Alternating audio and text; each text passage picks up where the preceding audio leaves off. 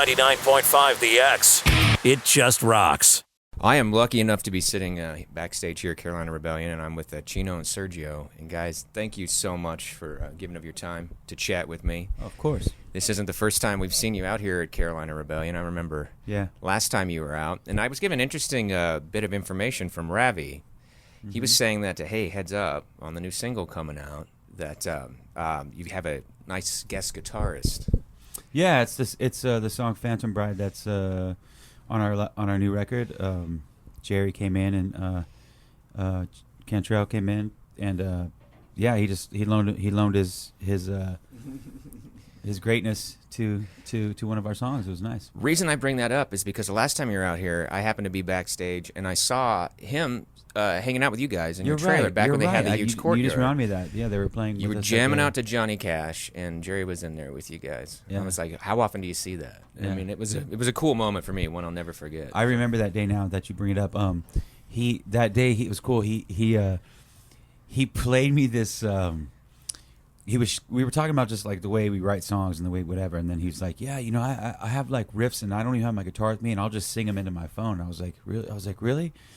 He's like, yeah, check this out. So he pulled out his phone, and he played me like, basically it was a song off the Dinosaur record, the last record they put out, whatever. And it's him like singing into his like the singing the guitar riff into his phone, whatever. Oh, wow. And I was like, wow, that's legit. He seriously gets an idea like that, and I'm just like, if he doesn't even have his guitar on him, just like lay it down like that, whatever.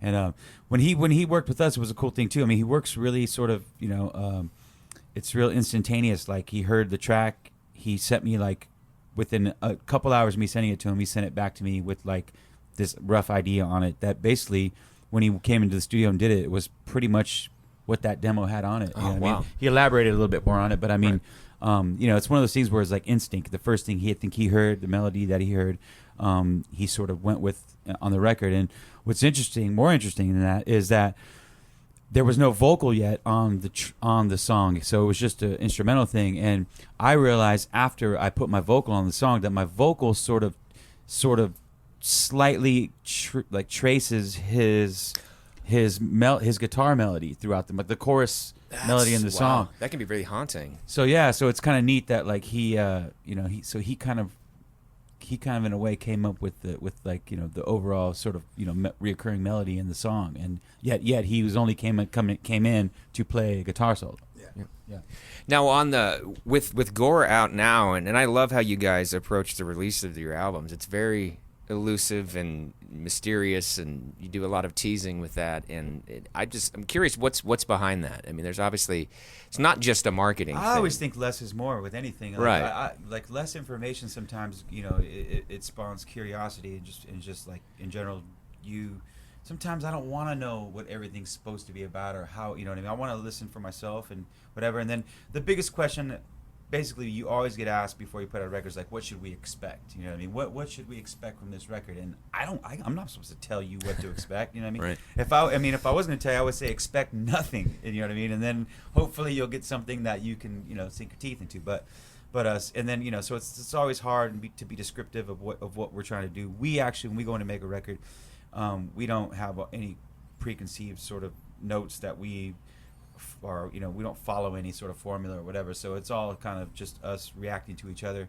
and that's kind of what the end product is. And not until the record's been out for a while do we even sort of like look at it in retrospect and see what it is that we did. You know what I mean? It's all about kind of just capturing a moment in time and well, exactly. And of course that can totally take on a whole new meaning to you when you hear it down the road. It's kind of like reading a diary. You go back and you're like, what? Yeah. I can't believe I was going through that. So.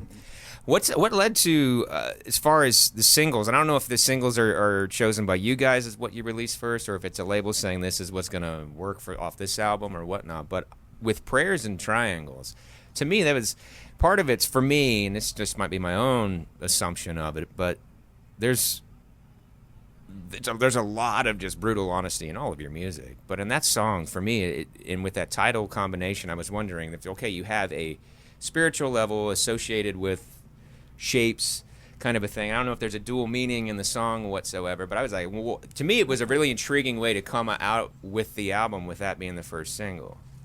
Yeah, I mean, the way those things are, everything is, it's kind of like goes through everybody, you know what I mean? Like, there are a lot of people involved in that aspect of the album and its release and its promotion. And we have our ideas and we're things that we're excited about. And oftentimes everyone's kind of on the same page just instinctually anyways. Okay. So there's never really like, oh, you need to do this or you should be doing that. And we're like, yeah or no. Or everything kind of just usually just winds up being like this kind of organic thing where people just feel the same way about certain tracks and they think that they might be good. Right, okay. You know, things to just roll out. And usually with the records, none of them, no given song is really an indicator for what the album is like as a whole. So it's kind of interesting. Oh, absolutely. No, I totally get that. It's a journey. Yeah. So that's why it's always a hard decision to make. for me, it was just an interesting thing. To me, it just really came out as a statement. But that's just my own personal reflection after hearing the song and taking away with it what I could put with it. So. Cool. But it's powerful, and I love the themes. I love the artwork. What's one of the main draws behind that, and how you approach visually your albums? Because if I'm not mistaken, you were quoted, Chino, as saying, in the writing process, you hear colors. Is that right, or is that a total misquote? No, not so much of a misquote, but it was an answer to a question. You know, then someone asked me what color.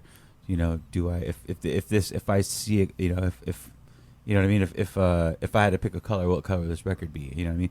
But ironically enough, I did have an answer for that, which was early on in the writing process and working on the art and everything. Like I always felt, you know, this sort of purple sort of vibe with it. You know what I mean? Right.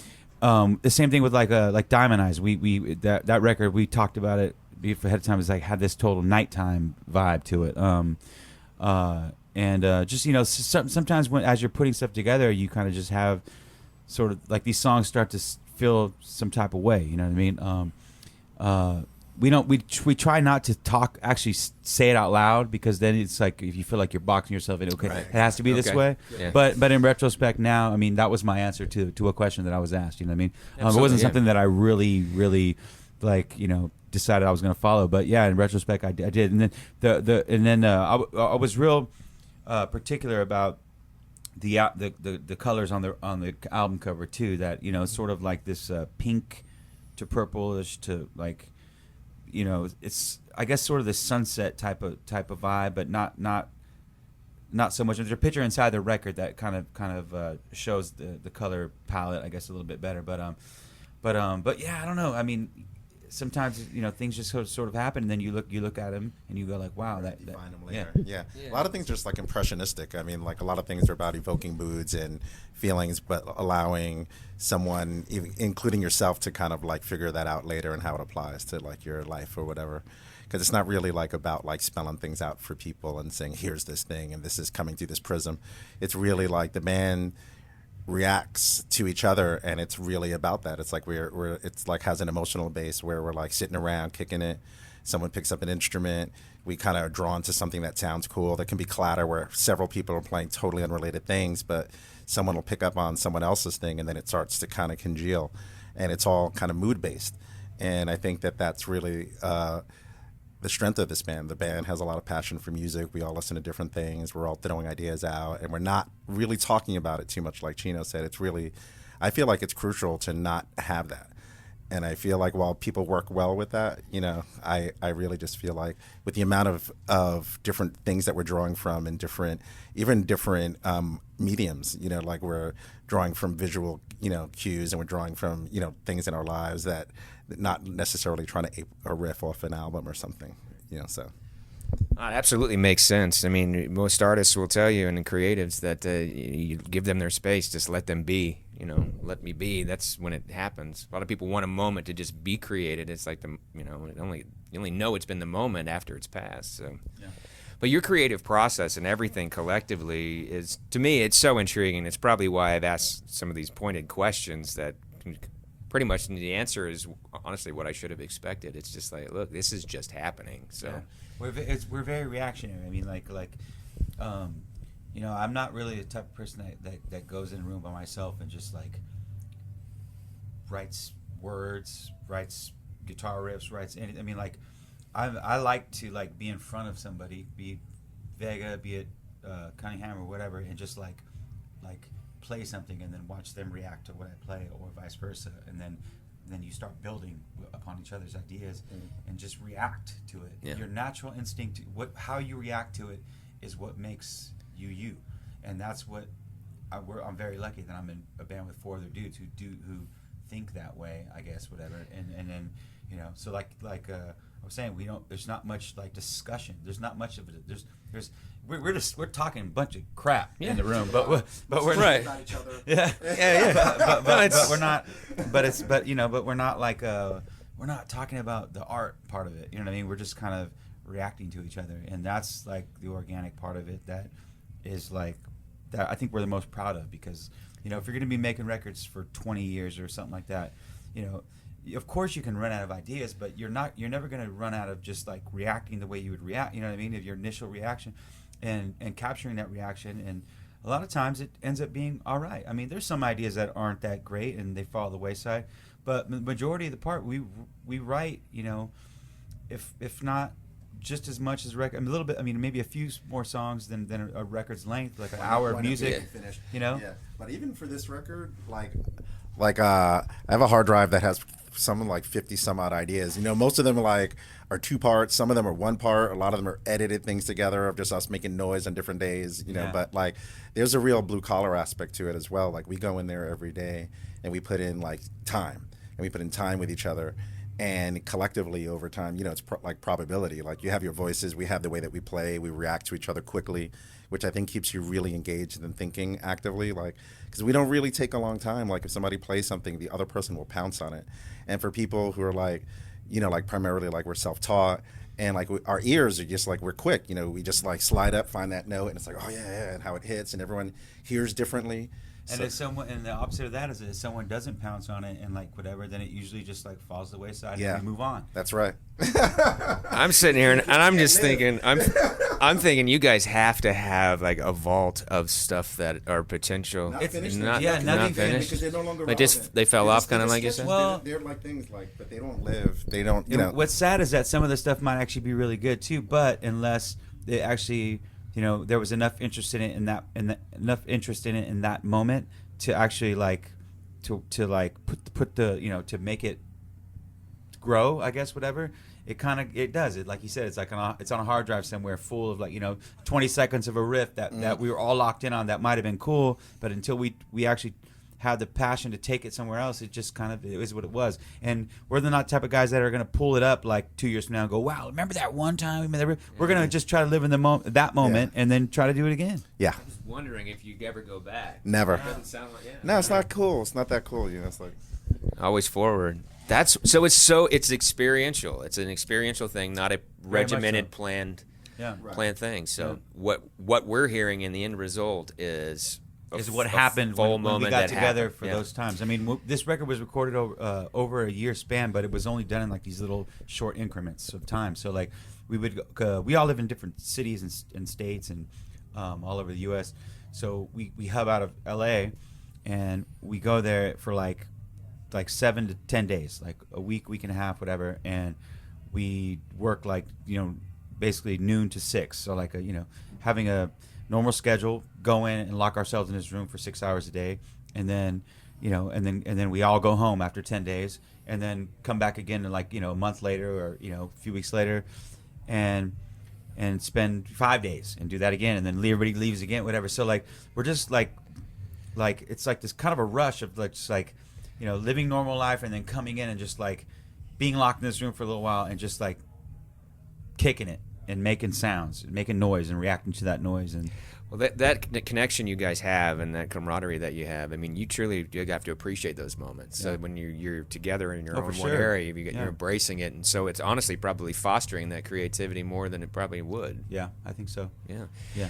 I can't wait, and I wish everybody out there in the crowd here at Carolina Rebellion could have heard this before they hear your set tonight, because it's so awesome to connect on that level and see how different artists go about creating their work, and I thank you so much for sharing that with me, and right on, man. Thanks can't for wait your to interest hear it. in it. I mean, My usually a final question like that after all this would be like, what's coming down the road? And I'm like, well, it probably is not till you guys We have no idea. come off of this tour and then put yourself in a room and see what happens. So. Yeah, I mean, we're really just starting this touring cycle. The record came out last month, and since it's come out, we've been home pretty much. And then we actually just started rehearsing some of the new music like 2 days ago. So now we're getting all excited because we're playing these songs that we wrote a year ago, a lot of them, and then we're just like really learning how to play them like together live as a band. Again, And